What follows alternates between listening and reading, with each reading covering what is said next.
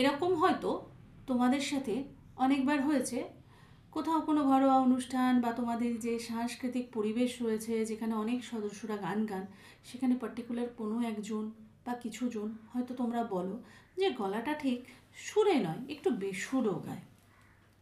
হয়তো এই কথাটা তুমিও কখনো শুনে থাকবে। আর এই কথাটা শোনার পর মনে যে কি খারাপ এফেক্ট পড়ে সেটা আমি ফিল করতে পারছি। এবং প্রশ্ন একটাই আসে, আমি গান করি অথচ আমার কেন আর পাঁচজনের মতন গলাটা সুরেলা শোনায় না? তো আজকের আলোচনা তোমার এই বেসুরো গলাকে তুমি কি করে সুরেলা করবে। তাহলে চলো দেরি না করে শুরু করি আজকে ক্লাস।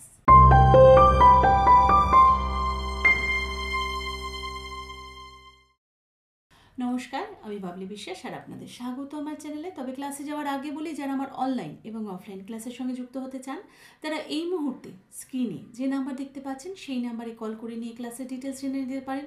এছাড়া এটি হোয়াটসঅ্যাপ নাম্বার, এই নাম্বারে নিজেদের নাম, বয়স এবং স্কেল জানিয়ে অ্যাজ এ স্টুডেন্ট নিজেকে এন্ট্রি করতে পারেন। যথাসময় আমার সহকারী আপনাদের সঙ্গে যোগাযোগ করে নেবে।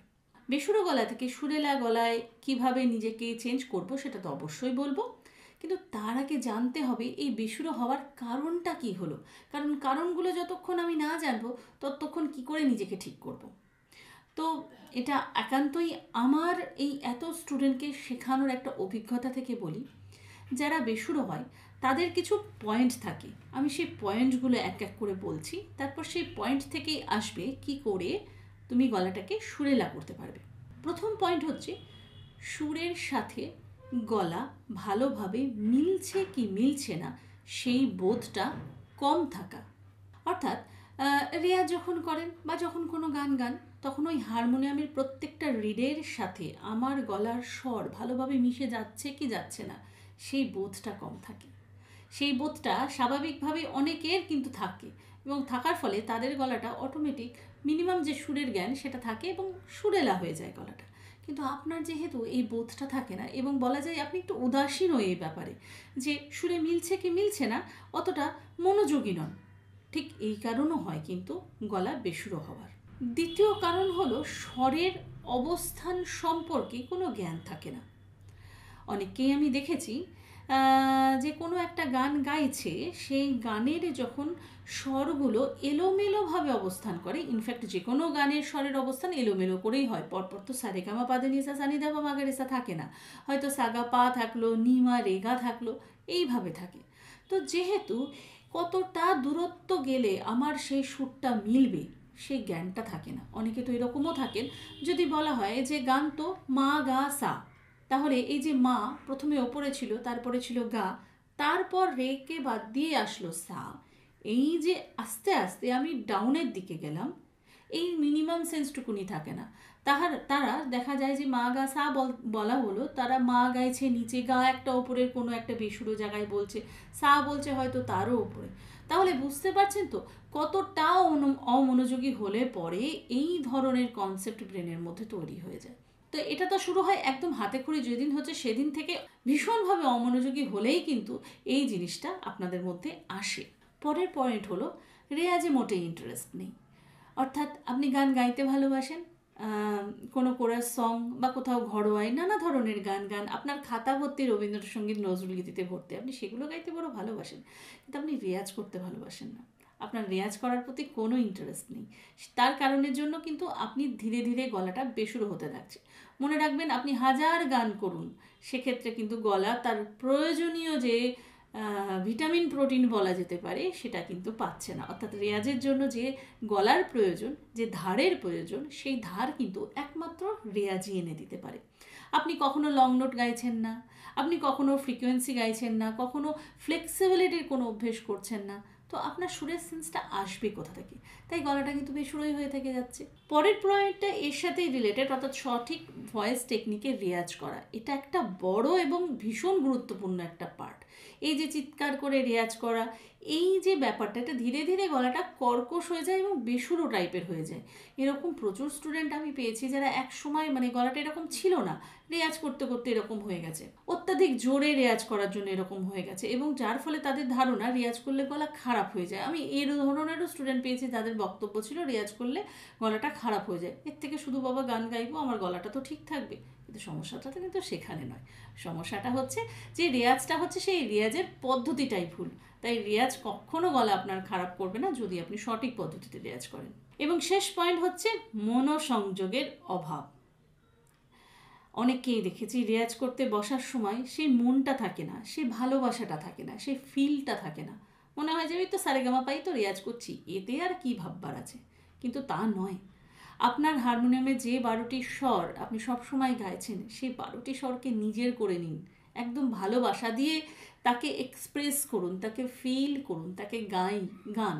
তবেই কিন্তু আপনার গলা আস্তে আস্তে সুরেলা হবে।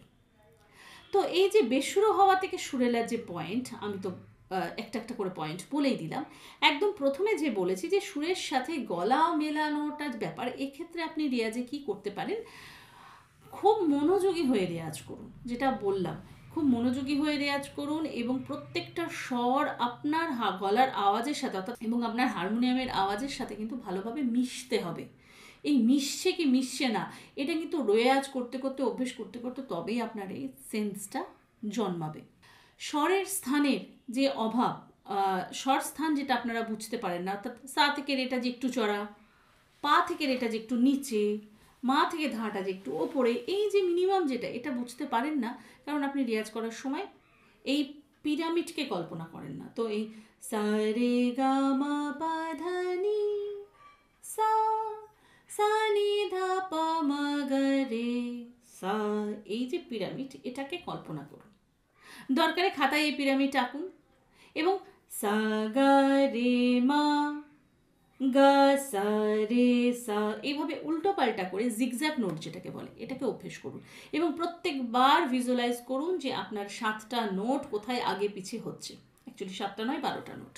জিগজ্যাগ নোটের প্রচুর লেসন আমার এই ইউটিউবের চ্যানেলেই দেওয়া আছে, যে কোনো লেসন নিয়ে নিন এবং সেটাকে চিন্তা করে করুন, মনোসংযোগ করে করুন। একটা লেসন পেয়েছেন মানে করে গেলাম, কিন্তু আমার মন পড়ে রয়েছে অন্য কোনো কোথাও, তাহলে কিন্তু আপনার বেসুরো গলাকে কেউ সুরেলা করতে পারবে না। এবং সবশেষে সব থেকে ইম্পর্টেন্ট যে পয়েন্টটা বলবো সেটা হচ্ছে যে খালি গলায় রেয়াজ করা। আমি একটু অবাকই হয়ে যাই, এরকম প্রচুর ছাত্রছাত্রী আমারই দেখা যে আমাকে হোমওয়ার্ক পাঠিয়েছে উইদাউট এনি ইনস্ট্রুমেন্ট, খালি গলায় গিয়ে। মিউজিক এত সহজ জিনিস নয়। আপনাকে সবসময় একটা মানদণ্ড রাখতে হবে, আপনাকে সবসময় একটা সুরের ফ্রিকোয়েন্সি বোঝার জন্য একটা স্কেলকে নিতে হবে, একটা পিচকে নিতে হবে যেটা আপনার সা। খালি গলায় একটা গেয়ে দিলাম এবং সেটা প্র্যাকটিস হয়ে গেল, এটা একদমই হয় না। ওই প্র্যাকটিস করার থেকে না করা অনেক ভালো। তো যখনই প্র্যাকটিস করতে বসবেন, যেহেতু এটা বেসুরো গলাকে সুরের কথা আসছে, সুতরাং এখানে তানপুরার আমি প্রসঙ্গ আজকে আনতেই পারি না। তানপুরা তো তাদের জন্য নয়ই যাদের হারমোনিয়ামেই গলা বেসুরো হয়ে যায়। তো সেক্ষেত্রে নিজের হারমোনিয়ামটাকে বাজান, হারমোনিয়াম বাজিয়ে সব সময়ের জন্য প্র্যাকটিস করুন এবং অবশ্যই রেয়াজ করুন। শুধু গান গেয়ে গলা সুরেলা হবে না। এবং সব শেষে একটা টিপস দিই, সেটা হচ্ছে সমবেত সঙ্গীত নিয়ে। প্রফেশনাল ওয়েতে যারা সমবেত সঙ্গীত গান, তাদের ভয়েস টেকনিক অন্যরকম হয়। কিন্তু সাধারণত আমাদের আশেপাশে পাড়ার ক্লাব, ঘরোয়া অনুষ্ঠানে যে সমবেত সঙ্গীত হয়, সেটা নানা গলার যে টোন সেটা মিশে থাকে।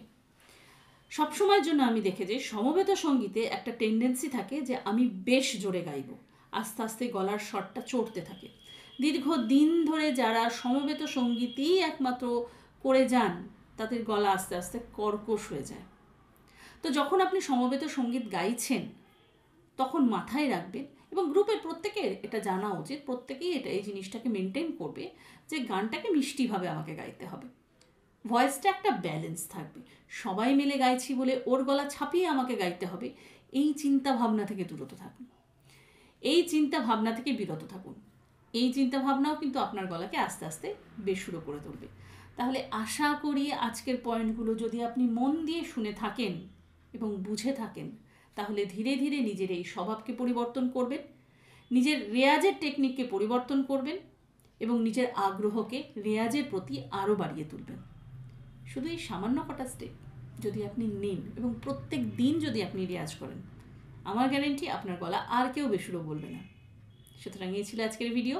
কেমন লাগলো আপনাদের অবশ্যই কিন্তু কমেন্ট করে জানাবেন। যদি ভালো লাগে তাহলে অবশ্যই করতে হবে লাইক এবং শেয়ার। এবং আজকে আমার চ্যানেলে যারা নতুন, যারা এখন আমার চ্যানেলটিকে সাবস্ক্রাইব করেননি, তারা নিচে থাকা সাবস্ক্রাইব বাটনটিকে অন করে দিয়ে অল নোটিফিকেশন অন করে দিতে ভুলবেন না। এবং আমাকে ফেসবুক থেকে যদি আপনারা দেখে থাকেন তাহলে আমার পেজটিকে ফলো করতে ভুলবেন। তাহলে এই ছিল আজকের ভিডিও। সবাই ভালো থাকুন, সুস্থ থাকুন এবং সঙ্গীতময় থাকুন।